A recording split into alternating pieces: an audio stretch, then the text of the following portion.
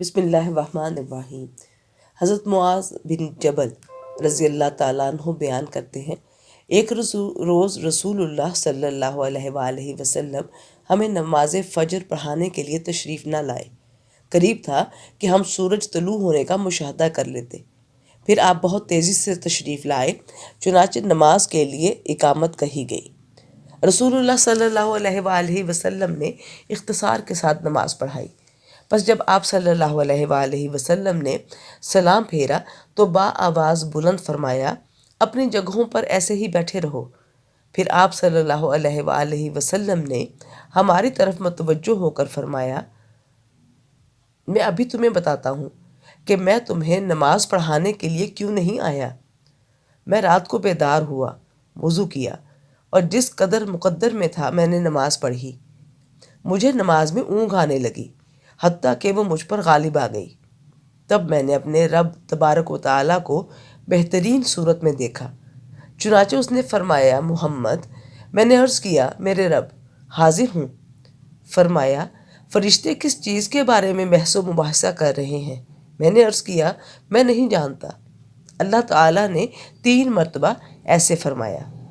آپ صلی اللہ علیہ وآلہ وسلم نے فرمایا، میں نے اسے دیکھا کہ اس نے اپنا ہاتھ میرے کندھوں کے درمیان رکھا، حتیٰ کہ میں نے اس کی انگلیوں کے پوروں کی ٹھنڈک اپنے قلب و صدر میں محسوس کی، اور میرے سامنے ہر چیز واضح ہو گئی اور میں نے پہچان لی۔ پھر رب تعالیٰ نے فرمایا، محمد۔ میں نے عرض کیا، میرے رب، میں حاضر ہوں۔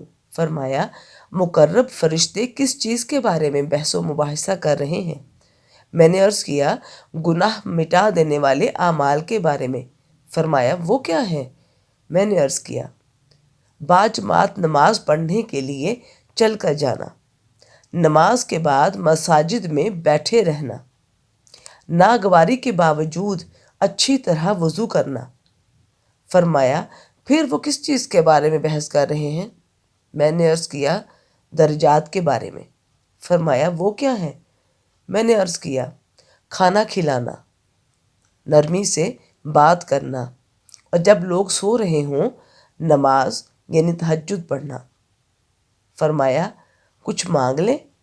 آپ صلی اللہ علیہ وآلہ وسلم نے فرمایا، میں نے عرض کیا، اے اللہ، تجھ سے نیک اعمال بجا لانے، برے کام چھوڑ دینے اور مساکین سے محبت کرنے کی توفیق مانگتا ہوں،